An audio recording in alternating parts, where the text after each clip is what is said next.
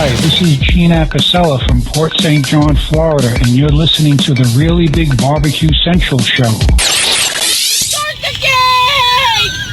Let's go! We'll do it live. Okay. Well, do it live! I'll write it and we'll do it live! So to get that perfect barbecue, you use wood. Are you sure it's safe? Whatever. We put the lighter fluid on, strike your match, and... Oh! Should we call the fire department? That might be a good idea.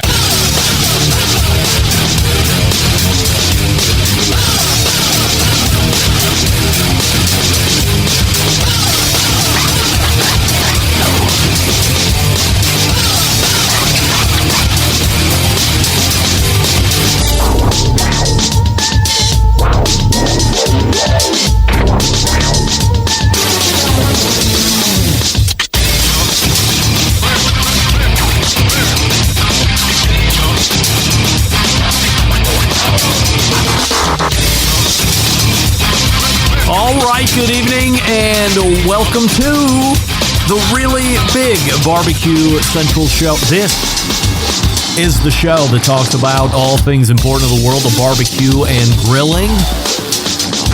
This show originating from the Rock and Roll Hall of Fame city, Bomb City, USA, Cleveland, Ohio, the barbecue capital of the North Coast. I'm your program host, Greg Rempe. Happy to have you aboard here on your Tuesday evenings, a live fire, fun, and frivolity show. If you want to get in touch with the show this evening, or you want to follow the show during off-show hours, here's how you do all that. You can get in touch with the show by sending an email to Greg at bbqcentralshow.com. Follow us on all the social media channels at BBQ Central Show. And be sure to subscribe to the show podcast feed on your favorite podcast platform. Anything else you want to find out about the show can be found at the main website, thebbqcentralshow.com. And here's what's happening in case you get the newsletter. Coming up in about 12 minutes from now, she's been on the show a few times. She is the pit master of the competition team Girls Can Grill. She's the founder of the website, girlscangrill.com. Christy Vanover joins me. Christy was live and in person at the Consumer Electronics Show in Vegas 2 weeks ago. So we talked about it with Wes Wright last week, just two dudes chopping it up who weren't actually there, but Christy was actually there. And we'll talk to her about some of the things she was able to touch and feel, look for breakout items in 2024, all that fun stuff. So look for that in just a few short minutes. And then, after we talk with Christy, we will be revisited by the Barbecue Central Show's resident cigar expert, co-host of the Cigar Authorities podcast, Mr. Jonathan rejoins the show. We've been doing cigar school the last few times that he's been on. 2 times ago, we talked about what is a wrapper of a cigar and why you need it and what it does. The next time he was on after that, we talked about the binder. And then tonight, we are digging into the final piece of what makes up a cigar, which is the filler tobaccos. So we'll talk about filler leaf and where that comes from and why you have it and how it imparts flavor into the cigar and all that fun stuff. So Mr. Jonathan closing out the first hour, and then second hour, it's the fourth Tuesday of a month, and that can only mean a refiring of the most popular recurring segment ever, the Embedded Correspondence. Doug Scheiding from Texas, John Solberg from Michigan, and Rusty Monson of the great state of Utah. Sorry, my mistake, great city of Utah. Forgive me. So look for those 3 guys coming up in the second hour. We have a long, ever-growing list of 100% assurity questions. And then if we have time left over remaining in the show, we will have some other topics outside of assurity questions that we want to dig into as well. So looking forward to the Embedded Correspondence as we do each fourth Tuesday of the month in the second hour. Christy Vanover, Girls Can Grill. Mr. Jonathan, your first hour. Embedded Correspondence, your second hour. Don't forget, you can follow me socially, Instagram, X, TikTok, and the Snapper Snaps at BBQ Central Show. We say good evening to all of you watching tonight through one of those video streaming platforms. You can go to facebook.com/BBQ Central Show to watch. You can go to twitter.com/BBQ Central Show to watch. And you can also watch on YouTube, which is youtube.com/@BBQ Central Show, where we also have a YouTube poll question of the week, which is the only place you can get certifiable results and voting. Tonight, we're asking everybody this on the heels of Jess Pryle's segment last week, where the tail end of that whole conversation got a little sideways in a good way. But we're going to ask everybody this. Have you ever eaten questionable shrimp or prime rib at the strip club? And currently, 71% of you are saying hell no to the no-no. I have to be honest. After listening to her last week, I thought I was going to be in the long minority of that. Got a lot of feedback. A lot of people love Jess's segment, the whole thing last week. Thought it was the best segment ever that she's done on the show. A lot of people coming in talking about you've never eaten at the strip club. No, never have, never will. Very gross to me. 29% of you, though, have had a questionable shrimp or prime rib meal at the strip club. So we'll ask all guests about that as we cruise through the show, and I'll keep you updated as long as I remember to do that. So we're going to start here tonight.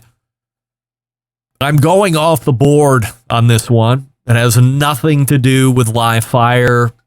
This is a public service announcement to all men and women, mostly men, but definitely women, about getting your colonoscopy scheduled and done. Yes, that's what I'm talking about in the show open. I'm a guy who's just shy of 50. July will actually be the magical 50 date, July 10, if you want to know specifically, so you can gift me.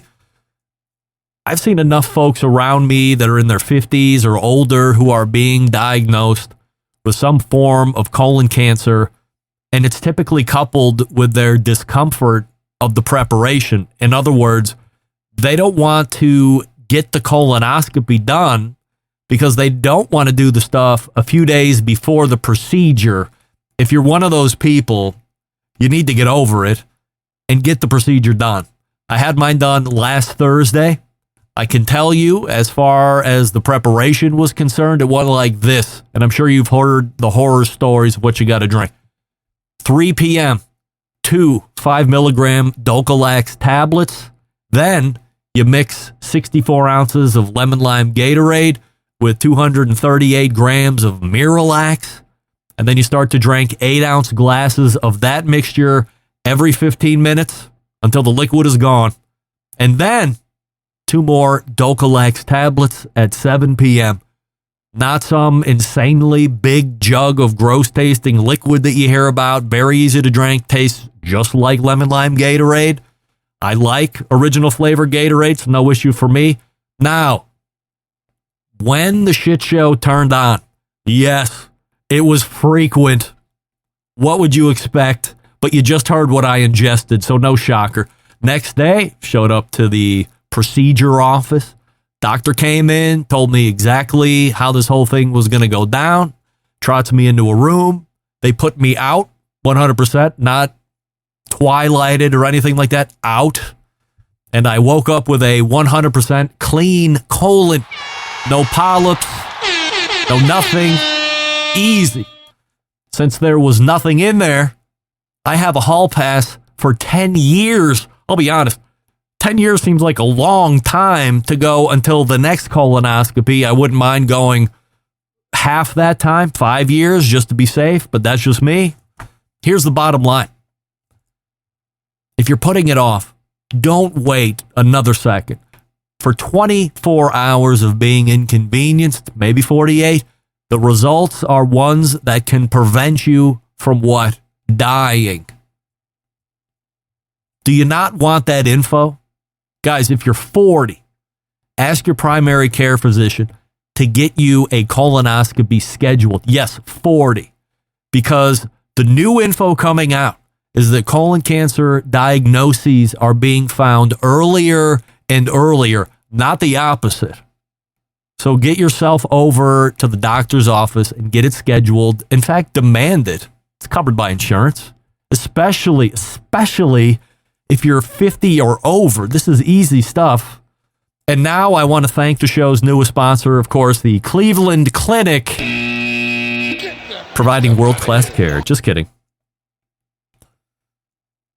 We have some feedback from past shows that I would like to get to. Andy from Northeast Missouri weighing in. Hey, Greg, as someone who would love to someday open a barbecue supply store, I have really enjoyed hearing the episode with Mike Luce and from others in the past shows who own barbecue stores. They are all good info, and I love the questions that you're asking about hot selling items and how and who they are carrying and putting on the shelves.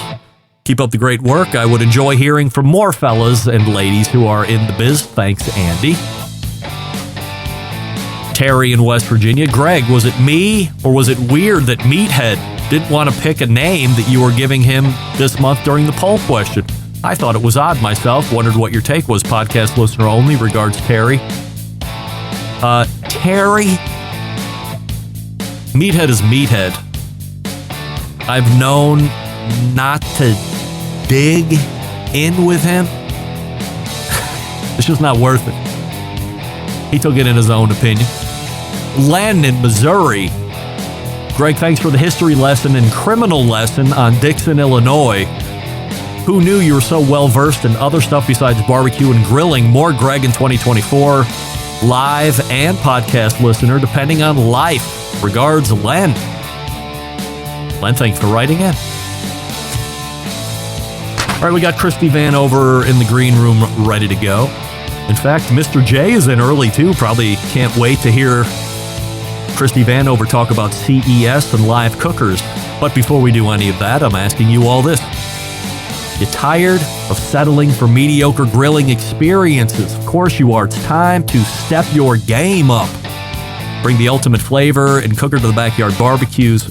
Pits and Spits charcoal grills, offering the highest quality live fire cooking experience that you can get in the market today using either wood or charcoal. Their solid fuel grills produce those classic flavors you're looking for when you have the time to fire up the grill and cook for friends and family.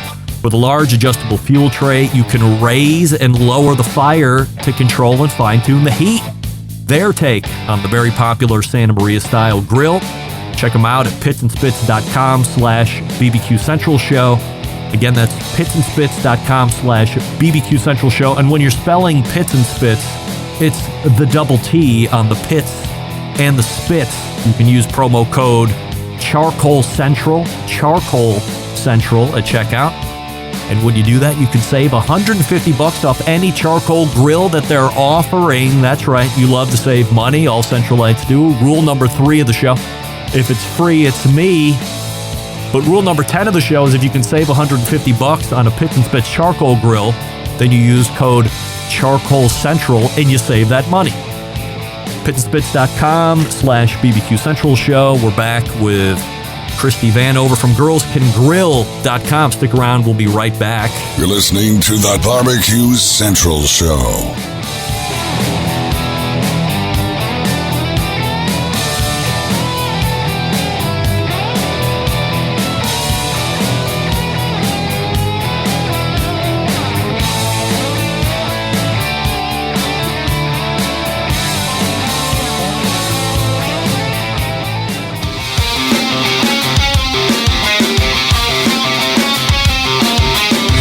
Broadcasting live from the Barbecue Central Show studios in Cleveland, Ohio. You're listening to the Barbecue Central Show. Once again, here's your host, Greg Rempe.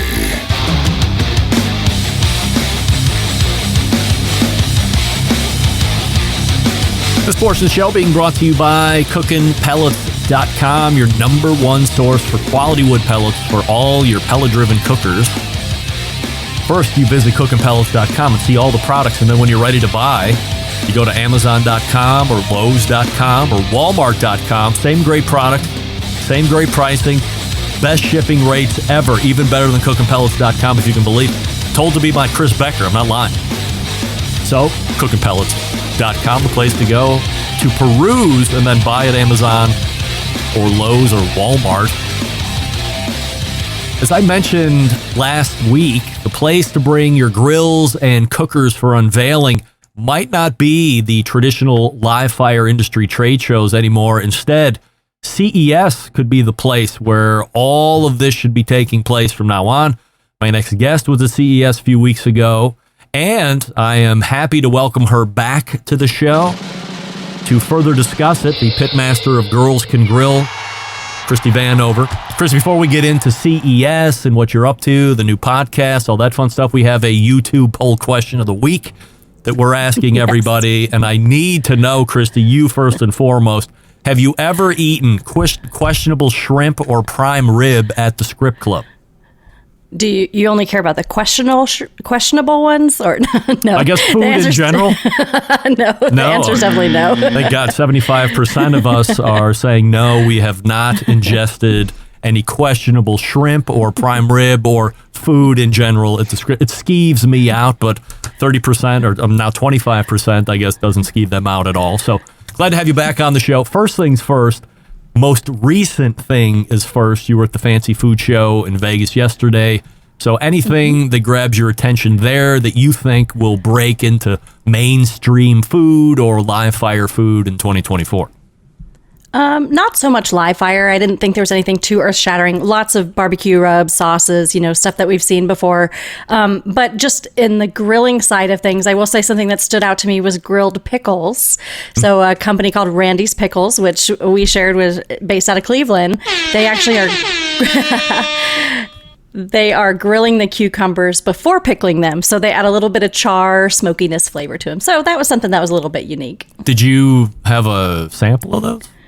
I did. They were good. I wish they were a tad bit more smoky. But other than that, I mean, it was fun. It added some new depth to it. Where was the pickle flavor? I'm always a little, so I love pickles, but I don't like any cucumberness, reminiscent cucumber or anything. If it's a pickle, I want it to be pickle, no crossover. And like Katz's Deli has like half sour. I don't like any of that. Is it full pickle or do you have some cucumber?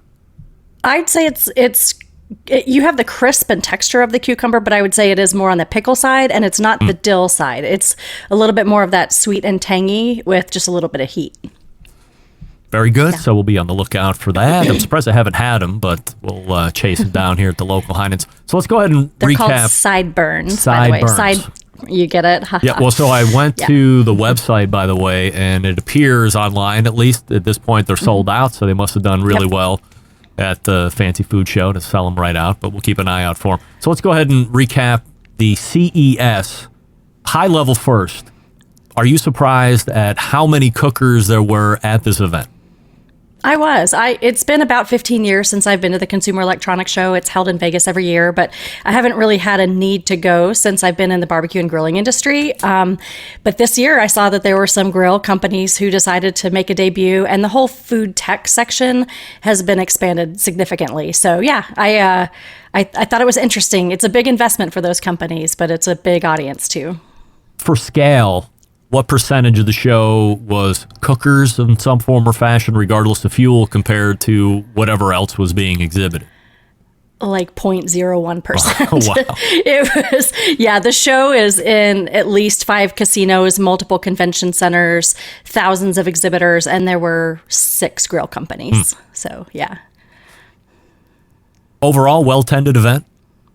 Yes, tens of thousands of people from all over the world. Yeah, it was huge. It was overwhelming how many people, but it was pretty cool. Favorite non-cooker item at the show that you saw? I'm so in love with Govee lights now. Nothing to do with food whatsoever. It's just this whole thing that you put these LED lights behind your TV and it makes your whole living room like glow the same colors of whatever's on your screen. And it just makes your TV look a whole lot bigger. And they were on display there. We just got it at Christmas and installed it, and they were there. And so, yeah, I kind of fangirled on that. How do it know what color to change? There's a little camera that sits over your TV. You can either do the HDMI input and it knows that way, or there's a little camera that mounts over the top and doesn't view you on your couch. It just views your TV, and you calibrate it. And yeah, it's cool. Last time you were on the show, we talked about the new Connected Joe Kamado cooker from Kamado Joe, obviously. That was a CES as well. Anything different about it as you see it in this version, or same thing? It was the same version and even the same firmware. They're getting ready to do a firmware update on it, but nothing has changed from when I talked to the engineers. You a frequent user of that? I would say yes and no. I have so many different grills. It's not the grill itself. It's just that I'm always using so many different grills for different clients that I don't have time to use every grill as often as like if it was just my only grill. I'm still a fan. What's your favorite grill out of all the grills? How many do you have? I've got like 30. Wow. Yeah, I mean, it depends on the occasion. I love my Hunsakers for cooking on the competition circuit. Those are by far my favorite. I've got 3 that I compete with, but I've got 2 more in the backyard. I love my Grillworks, which is a Santa Maria style. I love my new Masterbuilt gravity fed. That one's really fun because it's like pellet but charcoal. We can talk about that because that was at the show too. Yeah, and then I have a pellet grill. I have my Ninja grill. I just have so many different grills and gas grills. So let's talk about the Masterbuilt since it's top of mind. Is this the one that has the chute like in the grill itself where you're putting the charcoal in the actual cooking chamber? Or are you talking about the gravity-fed Masterbuilt? So they showed off both at the show. They have the one that has the chute inside. It's like the hopper, I guess, that's inside the grill. That one's called the Auto Ignite. Yep. That one is available now, and it's about $500. That little box does take up some of the grill space, obviously, because it's in the grill, but it's the standard size of your gas grill. And it's cool because that area is also metal, and you can put the lid on it, and you can actually like griddle on it or sear or get your hamburger buns warm or whatever you want on it. And it's also charcoal with that pellet technology. So it's got the temperature probe inside. You set your digital dial, and then it will adjust with the fan that blows to keep the temperature where you want it.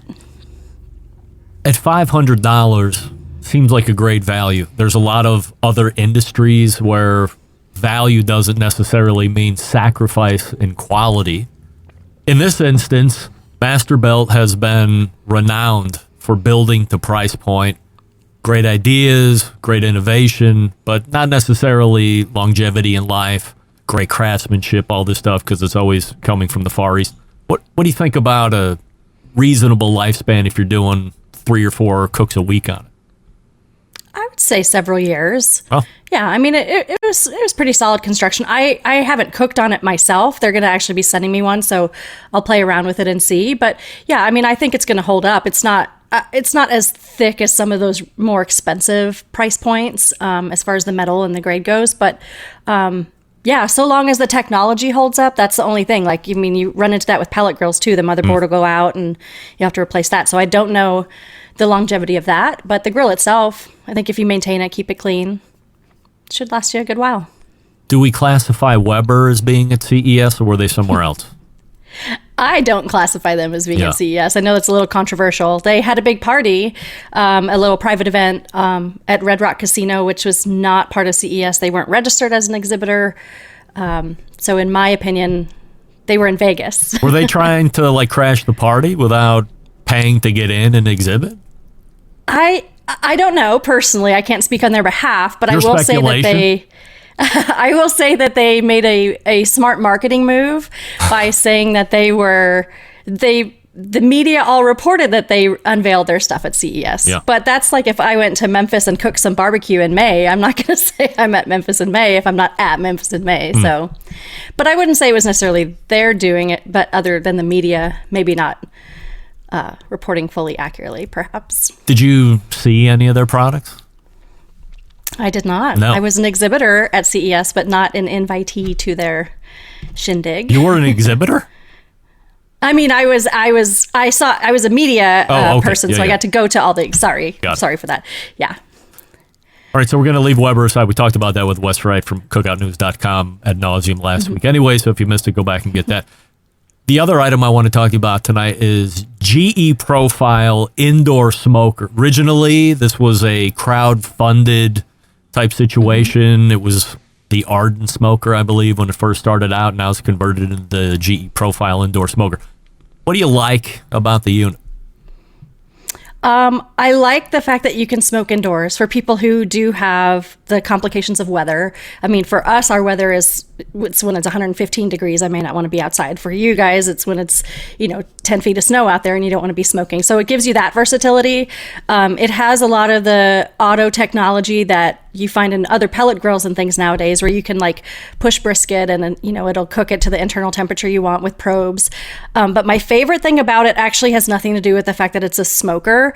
It's the fact that it can go down to 140 degrees and hold your brisket.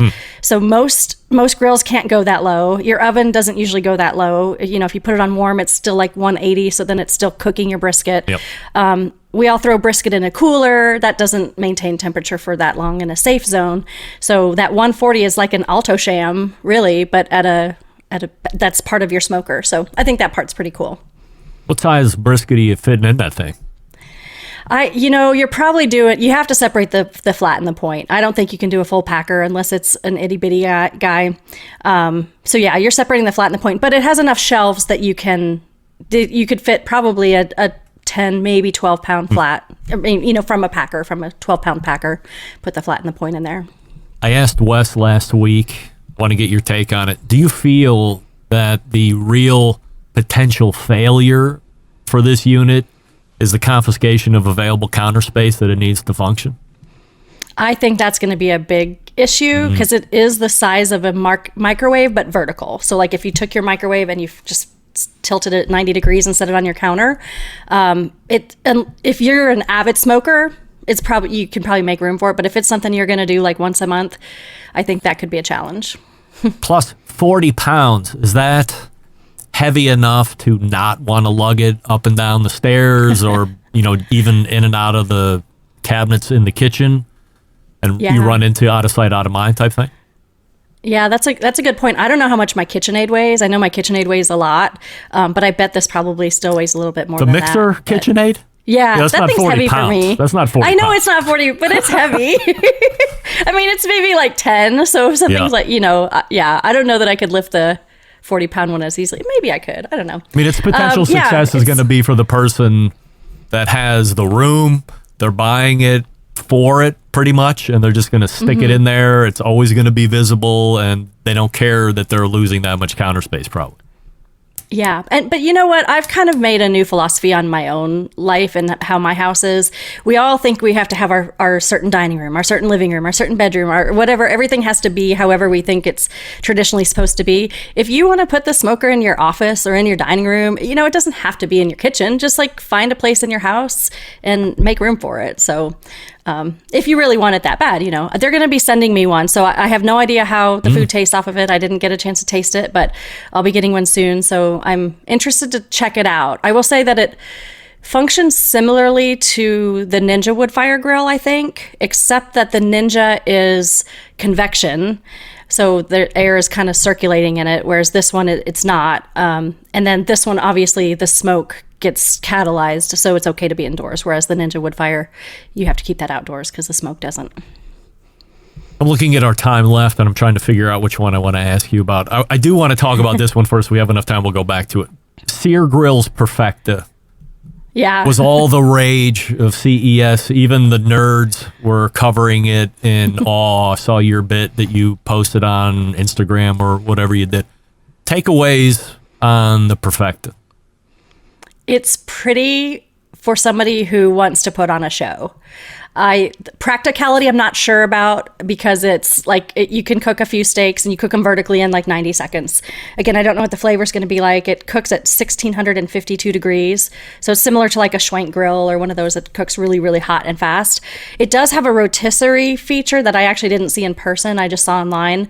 So there may be a little bit more versatility, but it's $3,500. She's really pretty. So like if you are one of those people with a big swanky backyard and you want to put on a show, I think that, yeah. Otherwise, it's a pretty heavy price point. Anybody that's around you as you're looking at this, what are they talking about? Are they immediately buying into how cool this is? Or as I asked Wes, on a scale of 1 to 10 on the gimmick meter, 1 being not very gimmicky, 10 being the most gimmicky, where do people think about this? That's a good question. I think it's definitely, before they hear the price point, they're like, that's a cool thing. Like maybe this, I guess that's hard. Yeah, maybe like a 6. I don't know. Price is a driver here, isn't it? I think so. It was $1,000 off at the show, actually, so you could get it for $2,500. But I just don't know a lot of people who follow me that spend the thousands upon thousands of dollars for grills, unless it can really do a lot of things. This wasn't demonstrated either. This was just like a big light show in the booth. You didn't get any samples or see the actual heat or anything? I saw the heat. They were able to turn it on and off, but Vegas is funny about giving away food samples with the health district and all that stuff. So they didn't cook any steaks on site. They just had some plastic burgers that they would kind of put in the chamber. But yeah, if I get one, I'll try it and I'll test it out. And I'll put it through the ringer. But yeah, like I said, it was interesting. It was cool. It was CES worthy. I mean, that's what people do at CES, whether it's a TV or a car that, they put on a show. And so it did that. And I think, again, for an affluent person who has a swanky backyard who wants to drop $3,500, I think it'd be cool. And I think you could entertain well with it. No idea, though, what the flavor is going to be. And I worry, too, like you can't really put sugary things or barbecue sauce or something on things because it would just burn up like that. So, yeah. I think why it's at CES too is it's the artificial intelligent driver, as far as you push a couple buttons and then it figures it all out, measures it, and all of a sudden now it's cooking, and then it's bringing the burners in, bringing the burners out to kind of give you that whole feel. I'm always a little leery about cooking an 1.5-inch steak in 1.5 minutes and having it be perfect. I can't reconcile that in my mind yet. I'm not saying that it doesn't happen, but you look at some of those other cookers, like you were talking about, like Schwank and Auto Wild and all of those similar stainless steel. They're $2,000, $2,500 less and achieving more or less the same type of thing, except you're only getting heat from the top instead of on both sides like you're doing with this Perfecta. Right. So I'll be anxious if you get a sample and you start using it. We can have you back on to get the full. Sure. Actually, I'm working on an interview with the owner of the company, but he's in England, and that's going to make for a very weird interview for him if he wants to stay up until 2 a.m. But people have done it before, so we'll see what happens. He's super cool guy, and I mean, they were obviously very passionate about the product, and so it must cook food okay, because otherwise they wouldn't have this big of an investment. So I'd like to try it too, but yeah, that'd be cool if you get him on. We got 2 minutes left. Current Backyard introduces a full-size electric grill. Looks like there's 2 burners, or at least 2 burner control knobs on this. Now, look, pulling the curtain back, I don't know how many people know this. This is a new version of the Charbroil Edge. W.C. Bradley just decided to come out with a whole new brand, and they don't really want to talk about the fact that it's within that umbrella. They just want to stick it off to the side, make it run or fall on their own, I guess. What did you think of it? I didn't cook on it or taste the food. They did have a food sampling. I just wasn't able to make it there in time because it was in a different part of Vegas. I'm not sure. The dials are really pretty. The display panel is really pretty. I do like that it's 2 burners, so you could do direct heat, indirect heat. I don't know. I until I cook on it, I don't know. I just don't know the flavor of the electric heat source in that aspect when you've got the food dripping on it. I don't know how well it's going to get cleaned. I mean, they said there's a cleaning cycle so that you can turn it up hot and burn off everything, but yeah. But again, I think there's a place for it. Like if you live in California or somewhere where you can't have gas anymore or charcoal anymore, you can only have an electric grill and you want a grill, then maybe it's the grill for you. So I have the Edge on my side yard, and what I have found is you have to go to 700 degrees, period. Can't go in between. As soon as you lift the lid, as much as the guy from Charbroil wanted to tell me it recovers just as fast as a gas or a charcoal grill, I didn't find that to be the case. In fact, the dial never read 700 degrees again after I opened it for the first time. All that aside, first thing I did on it was steaks. It was really good. Sear marks were what you would come to expect from any other live fire cooker that you've ever used. The flavor was really good. I bet I could put it in front of you. You would have never known that it came off an electric grill. So I'm hopeful that Current continues to gain a little steam here, because we've always said that whatever year we're in is going to be the year of the full-size electric grill. And Didn't really happen last year, so maybe this year will be the year it starts to push in. So you have a new podcast that you're 2, 3, 4 episodes in at this point as far as release. Why you doing it, and what should we look forward to over the next couple weeks? Yeah, so the podcast is called Barbecue Tips, and it's just that. It's 15 minutes or less. I'm just spitting out barbecue tips. The last episode this last week was my CES roundup. This week I'm going to do a roundup of Fancy Food Show, but now that the conventions are over, I'm going to be focusing more on just like 1 or 2 food items and just giving some basic barbecue tips. So when you're driving to work or you're in the shower or whatever, when you only have 15 minutes instead of having to listen to a whole hour-long podcast, if you don't have that time, it's just a little something you can sprinkle in your day. You can follow her at Girls Can Grill. The website is girlscangrill.com, and I assume the podcast is available on all the major podcast platforms. So if you want to add another one to the lineup, go ahead and grab Christy's podcast. And I certainly appreciate the time and the recap of CES. And as soon as you get your hands on some of those other grills, you're ready to give us a review, let me know. We'll have you back up. Sounds good. All right. Thanks so much. You got it. Thank you. Christy Vanover right there, girlscangrill.com. And again, socially at Girls Can Grill. I'm excited to have her get a demo of that Sear Grills, hopefully.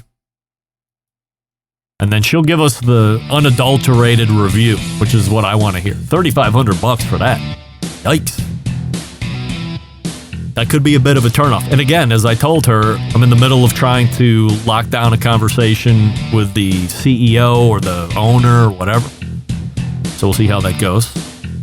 All right, Mr. J is ready to go. We'll get to him here in just 1 second. Before we do that, we will talk about my favorite ceramic cooker in the world, the Primo. Yes, sir.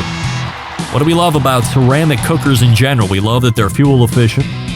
We love that you can achieve low and slow temperatures for traditional barbecue meats. We also love that they can get rip-roaring hot for the high-temperature grilling of steaks and other thin cuts. But what's missing in the everyday ceramic grill cooker lineup?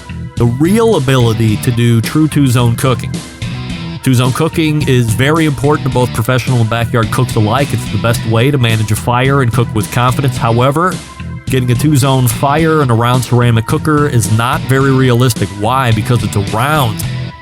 Enter Primo and their game-changing oval design. The shape gives you the ability to execute that two-zone setup that you desire. It also gives you the other ceramic grill benefits as well. When you break it down, 60 different ways to configure the Primo and cook on it.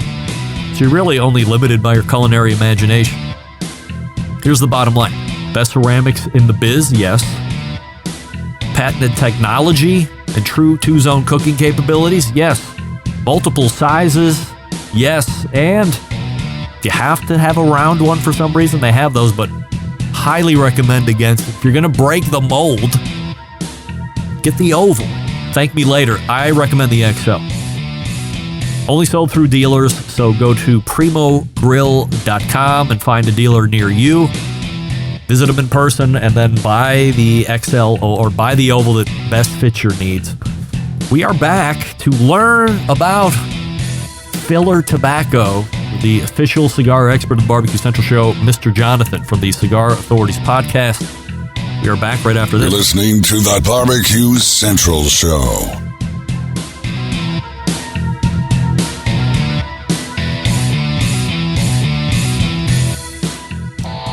Howard Stern, Jim Rome, Dan Patrick, and Greg Rempe. The Mountain Rushmore of talk show entertainment. Now, let's get back to the Barbecue Central Show. Welcome back. This portion of the show being brought to you by Fireboard 2, Fireboard 2 Drive, and the Fireboard Pro. Monitor up to 6 different temperatures simultaneously. Connect to Wi-Fi for cloud-based monitoring, or connect via Bluetooth if you have Alexa or the Google Assistant or other smart speakers in your home. Fireboard integrates with most of those. Fireboard.com is the website. You can call with questions, 816-945-2232. My next guest, well-known figure in the cigar community and one of the co-hosts of the very popular Cigar Authority podcast. The weekly show finds him and his co-hosts sharing their passion for premium cigars and provide invaluable insight on everything from cigar manufacturing, the business end, latest trends, making the show a trusted source for cigar aficionados like me worldwide. It has also earned him the title of official cigar expert for the Barbecue Central show. We welcome back our pal, Mr. J, to the show. All right, Mr. J, before we get into figuring out what filler tobaccos are and why they are important to cigars as we finish cigar school, we have a YouTube poll question of the week that we're asking everybody, and it's this. Have you ever eaten questionable shrimp or prime rib or food in general at the Script Club? Yes or no? Mr. J, I don't have you for some reason. Are you on mute? Potentially? He's reconnecting. How about that? Yes, sir. All right. Love it. Let me circle back. Questionable eating of shrimp, prime rib, or any food at the Script Club?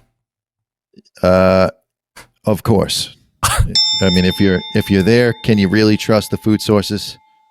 I mean, I would never, as I said last week, there's no way I would ever eat food at the strip club. I mean, I can't begin to imagine a life scenario that would find me going to a strip club to eat, ever. You're way more daring. You know what? You make a great point, but sometimes you don't want to spend on the drinks. So maybe you get the nachos, or the prime rib looks good, and I'm a carnivore, so prime rib would be the only thing I could get. You are butting in with the 21% that are saying yes, they have eaten at the strip club. 79% of us are saying no, we are not eating at the strip club. Last couple times we've had you on, it has been Cigar School 101, and it's really gone over to rave reviews. I don't know if I've messaged you or not, but I'm getting more and more feedback, emails, direct messages saying, hey, the cigar guy is great. He's getting me pumped up. I'm going to be trying cigars now, or it's refueled the passion that I once had but lost, and I'm going to get into it again. So appreciate all the knowledge you've been dropping over here. The last part of Cigar School here tonight is filler tobacco. So let's start right at the high level. What is filler tobacco, and what do it do? So filler tobacco, you get maybe 7 or 8 leaves that go into a blend of the cigar. So the outside is the wrapper. The next level is the binder, which we've discussed ad nauseum. And then you have the filler tobaccos. So filler really equals flavor. Inside the filler, you're going to have roughly 1/3 of very low priming tobacco, which is super high in combustion. It's also high in off-putting flavors like ammonia, a little bitterness from nitrates. That tobacco just doesn't take to the fermentation process as well because it's thinner, and it can't be worked for as long. The longer you work tobacco, the thinner it gets. So you're going to have a little bit of off-putting flavors from low primings. Middle priming, you're going to have a lot of aroma. So this McAuliffe Black that I'm smoking, this year's Cigar of the Year, has a large proponent of middle priming tobacco, very aromatic, not a lot of strength, decent combustion, but mostly it's about the aroma with middle primings. Then you get into the high primings, often referred to as Ligero, and that is where you get your nicotine strength and also mouthfeel, because most of your flavor, as you know from the barbecue world, gets backdoored from your olfactory senses. So you smell more of the flavor, which is middle primings, but the actual taste on your tongue, whether it's spicy, whether it's earthy, maybe it's sweet, sour, bitter, those all happen from the high primings. So the filler is going to be a big proponent of, or 2/3 of it is aroma and taste. So middle primings, high primings, and the low primings are there to add combustion and often to round out the flavor. So if you have tobacco that has is on the chocolatey sweet spectrum, to be balanced, you know from cooking, you need to have something that's going to be on the bitter or sour side, and that's going to be your low primings, which will also boost combustion.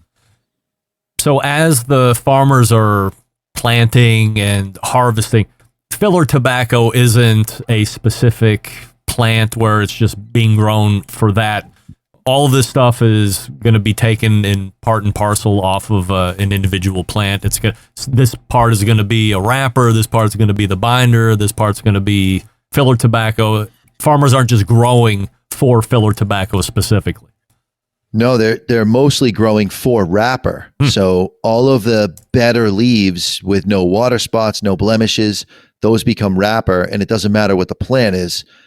Even if the manufacturer itself isn't using that particular seed strain for wrapper for themselves, they'll reserve the better leaves and sell those off as wrapper because that's the highest dollar value that you can get. You can get $60 a pound, whereas filler tobacco might be $10 a pound. So the stuff that's blemished, the stuff that's cracked, that has holes in it, that can be used for filler because you're never going to see it. We as consumers buy with our eyes. So if this filler leaf was a sexier, more aesthetically pleasing leaf, it would be living a much more expensive life. It would be that wrapper leaf that you're selling for $60 a pound instead of being the $10 a pound filler. For sure. Yeah. How's the filler put into the cigar? What's the process? So what happens is, and I'm going to use a piece of paper here as an example for the people that are watching. If you're listening, you use your imagination.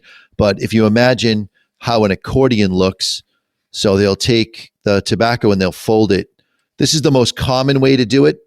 And once that's folded, the stem structure in the leaf breaks, and the final, they've always called it the final fermentation, but we've discovered that really it's the stem structure that's breaking, and the ammonia leaches out into the chamber of the cigar. One side ends up being capped, the other side is open, and now the cigar becomes what's known as sick, or goes through a sick period of about 90 days of that ammonia and nitrate being released into the chamber, and then it has to degas just like coffee does.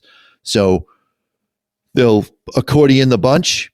Some companies will do what's called entubal. They'll roll them into individual straws, and those straws will get stacked on top of each other, and they'll be either bound by hand, or most companies are using what's called a Lieberman press. It's a piece of leather that sits in a cup like this, and then the fillers go inside, the binder goes inside, and then they use a handle and it pushes the leather together and rolls, much like if you're ever in high school using a rolling machine. That's a smaller version of a Lieberman press, and that still is considered hand rolled. And once that's done, it goes into a mold and gets turned so many times over a certain amount of time, depending on the manufacturer's specifications. And then the wrapper gets passed completely by hand. So it is sometimes referred to as machine assisted, but it's a very simple machine. It's considered hand rolled when it comes to legal definition. Between the accordion and the straws being stacked on top of each other, do you have a preference, or do you find one brings the better flavor? It really comes down to how the manufacturer wants to have the draw be. You obviously get a better draw if you have straws going through, but you also don't get the level of complexity you're looking for, because those straws, you just don't get the variety of tobacco. The guy rolling the straws has his, the center tobacco, whatever that is, whether it's aromatic or high primings or low primings. Very labor intensive, and it makes those cigars more expensive. And to my taste buds, I'm not seeing the ones that are rolled entubal be better or worse than the ones that are rolled accordion style. Once they're draw tested and they pass the draw testing, you get the same draw. You really get the similar flavor. Most entubal cigars that I know of actually have to be box pressed to restrict the airflow, which adds another process and another expense. So if you're into paying more, you go entubal. But most of the manufacturers that I knew of that were doing it that way have all gone out of business, and most likely because they weren't making the margins. So the filler tobacco, if somebody's just tuning in right now, wondering what we're talking about, filler tobacco is giving you the most flavor and the most aroma. Talk about wrapper. I don't remember what we said, but if binder was even doing any of that, maybe it was a little bit, but this is where the major taste components and flavor components are coming from. Yeah, to sum the whole thing up, the wrapper is the aesthetically pleasing leaf, that's the only leaf where it matters which side is up. You want it the shiny side up, that is the top of the leaf, and that's how that gets rolled on. The binder is going to be working in opposition to the wrapper. So if you have a thick wrapper, you'll have a thin binder. If you have a thin wrapper, you'll have a thick binder, so that the two can aid each other in their combustion. And then the filler is going to give you the majority of the flavor because that's where the majority of the tobacco is. And you hear people talk, and mostly they're not manufacturers that say this, they are brand owners. They'll say, oh, the wrapper gives you most of the flavor. It's not really true. It's what you can taste because it's on your lips, but flavor-wise, it's 1/7 or 1/8 of the leaves in the blend. It can't provide the majority of the flavor. So if you've missed any of our cigar school, go back. You can search Mr. Jonathan in the search bar, and you can learn more about binders, more about wrappers, which was the first thing that we talked about. And then you can fill it in here, no pun intended, with the filler talk. If you missed it and you're just tuning in. Mr. Jonathan is the sales manager, general manager over there, one of the Two Guys locations in New Hampshire. So what's smoking well in the shop these days, Mr. J? I got to tell you, we put out a contenders pack, which is the top 10 cigars of 2023. And there were 2 cigars that stood out early on as far as sales. That's one of the ways we track it, is people voting with their wallet after they buy the contenders pack. So we saw an uptick in the West Tampa Red, and we saw an uptick in the McAuliffe Black. But times are tough. One cigar is $12, one cigar is $8. And for the money, the consumers continued time and time again to vote with their wallet. And McAuliffe Black pulled ahead by the end of the contest by a dramatic margin. Oh. I can't share the exact numbers, but it was staggering. And so McAuliffe Black becomes the cigar of the year. I'm good for 2 or 3 a day right now. I'm very high on this cigar. I love it. And you know me, I'm picky on what I buy boxes of. So it's this, and it's Aladino Corojo Reserve. And there's one new one called the HVC Short Corona. This cigar, for those guys that like the full-bodied cigar smoking experience, and maybe you're freezing your balls off like I am up here in New England, 20, 25 minutes, and you know you smoked a cigar. It's strong. It's got the power. It's got the flavor, and it's a quick smoke. I, too, happen to be a fan of the McAuliffe Black, found it as you guys were introducing it with the folks from McAuliffe. I remember that show specifically, and ordered a box, I believe, right off the rip, off of your suggestion on how good it was. And it is a go-to. It's in my rotation. I don't smoke cigars daily just because of, job. I don't smoke in a house, blah, blah, blah. But when I have a chance to smoke it, I'm going for that one. The majority of the time, otherwise, like you, definitely an Aladino guy, thanks to you, of course. A lot of things I'm trying to figure out. We must have similar palates because we seem to like a lot of stuff, or I just want to like what you like, and I'm smoking blind either way. But so McAuliffe wins Cigar of the Year. 2 years in a row, by the way, that Cigar of the Year is named kind of let's call it a value cigar. So last year, you had the Montosa Maduro. That was a $7 cigar, I believe, if I'm not mistaken. And then this year, it's an $8 cigar. Is it 2 years in a row of people being fiscally responsible, or does it just so happen the best cigar happens to be one that's also value? There's something to what you get for your money. So I'm going to go back a little ways. I have a friend named Mike, and he owned a cigar company, and he sold the cigar company for an undisclosed amount of millions of dollars, and he didn't need the sale. He was a rich guy to begin with. And he smokes La Giana Corona Maduro. It's a $7 cigar, $135 for a box. And I said to him, Mike, you can afford to smoke anything you want. And he said, the game for me is how much value can I get for the dollar that I spend? And I do this with everything from cars to cigars to meat, everything. So I think that's where the consumer is at. A consumer will pay a little extra if they're getting a little extra value. And the thing about McAuliffe Black is this cigar would sell just as well at $12. Yeah.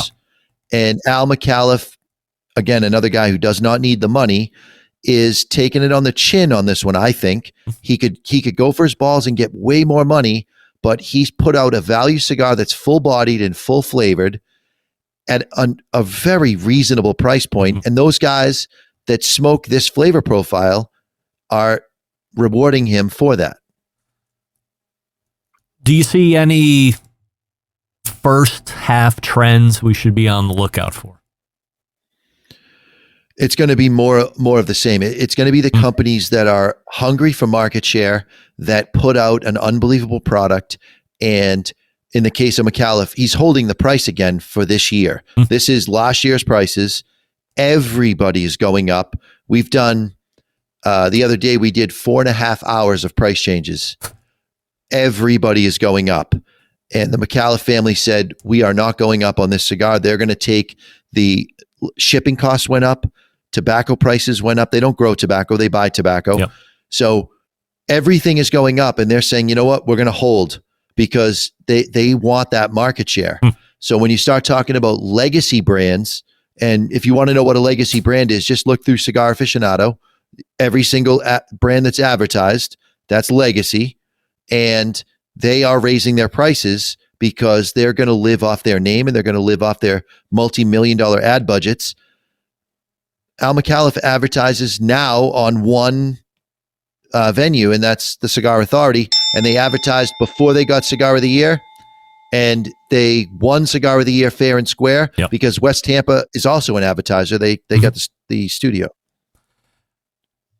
Let's talk about JRE for a second, because I'm a huge fan. They've actually become a small partner with the show, which I was very excited about, dealing with Viv. Justo is going to be coming on the show here in March, so excited to talk with him, no doubt. We both love the Reserva, as we said. However, they have a new offering called the Sumatra. I got to be honest, I'm falling in love with this cigar as well. And when I talked to my buddy Jeff from Minnesota, and we share cigars between us and tasting notes and all this other stuff, he told me, some Sumatras don't do it for him, or they leave some kind of a flavor that it's not off-putting, earth, but it's too not much like earth. Yeah. But he said this one is different. So when I got my hands on him, I was like, holy shit! Like, if this is what a Sumatra is supposed to be like, then move over, because I'm going to be the next biggest fan. What do you think about this one? I'm going to say that Aladino has found a way to take the yuck out of Sumatra. Sumatra is a very cheap tobacco when you're buying tobacco. I believe the folks at JRE grow their own. And if that's the case, and forgive me on this for not knowing it exactly, but I believe they grow their own. And Julio Aroa, the father, is a mastermind when it comes to agronomy. And Justo has his degree in agronomy. So between the two of them, they're able to create a soil condition that makes that Sumatra flourish as a wrapper crop. So yes, they managed to take that overly earthy, overly dirty flavor component out of Sumatra and make it not taste cheap. They're charging us for it, by the way. It's a little bit more than the Aladino Corolla Reserve, but it only comes in a Toro, and it's on par with the other Toros in that same level of price. So it's very good. A week from tomorrow, the Meatball Challenge. You've yet to pull out victory. I know, being a competitive guy that you are, you're looking to reign supreme, to get the people's adulation forever and everybody off your fucking back. Smoked meatballs this year, maybe? I'm tempted. The thing that I've discovered is anytime that I go outside of really achieving a gas station meatball, and I did my best, I scored the highest when I went, I don't give a shit. I'm just making a gas station meatball. No frills. It's just a meatball. A couple of kinds of meat, maybe beef and pork, a little fatty, some filler, some egg, some seasoning, not too much seasoning, and just make it as basic bitch of a meatball as I can. And I think that's going to be the victory, because the guy that won last year, I've had better meatballs at a gas station. They say in competition barbecue, the winner makes the least offensive barbecue, and that's the flavor profile everybody's shooting for. So it sounds like 100%. With competition meatballs, you're shooting for the same thing. This is Mr. Jonathan, our cigar expert. You can find him co-hosting the Cigar Authority podcast, which is thecigarauthority.com. Or if you want to buy cigars, you don't have a brick and mortar location that's around you, or they're not carrying what you like, you can go to the number 2 guyscigars.com and buy up. That's where I buy all my cigars when I buy them. Jonathan, really appreciate the time. We wish you good luck. Can I pitch? Please. Can I pitch one thing before Please. I go? I hope you do. So we have an official cigar school live Friday, March 8th on the Cigar Authority. You can buy in with $59.99. That'll get you 3 Garofalo cigars, a Connecticut, a Sun-Grown, a Maduro. We're going to teach you how to cut, light, smoke. We're going to go through all 3 wrappers and show you the difference that the wrapper makes on the flavor. You're going to get a double blade cutter, a jet flame lighter, and a flavor wheel, and access to the live link. There's other ones on there. You can go on the cigarauthority.com, click the Cigar School link, and it has other packages. You may even want to do the all-in night out with the guys package for $249, and you'll have 24 cigars and a shitload of fun. As always, Mr. Jonathan, thank you for coming on. My pleasure. Thank you so much. I'll tell Dave that the invoice is in the mail for the free ad there at the end, and we'll be all set. Absolutely. Cigar School, live and in person, online. Check it out. Great cigar info. Love to break outside of the box and bring you the good stuff. Mr. Jonathan always bringing it strong, which we certainly appreciate. You can find him at thecigarauthority.com or the number2guyscigars.com for retail. We're back to wrap the first hour right after this. Stick around. We'll be right back. Continuing to produce incredibly mediocre content in an exceptionally professional way. You're listening and watching the Barbecue Central Show. Once again, here's your host, Greg Rempe. And we thank Mr. Jonathan for joining us for the last segment. Once again, thecigarauthority.com or the number2guyscigars.com to buy cigars. So we learned all about what the filler tobaccos do. Did a nice little wrap-up of everything right towards the end of that. And then we got into some of the other stuff. Cigar of the year is McAuliffe Black. Gang, I'm telling you, there's no bigger fan except for Mr. J than the Aladino stuff. If you want to get outside the Aladino, the McAuliffe is crazy good. It's box-worthy. By the way, if you're a fan of cigars, you smoke something and you like it, buy the box.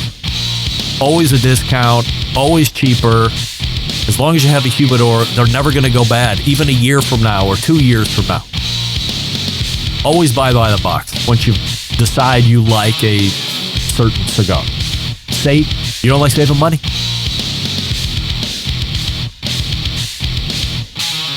We'll get to a poll update in the second hour as we lead off, and then we have the embedded correspondence filing in here shortly.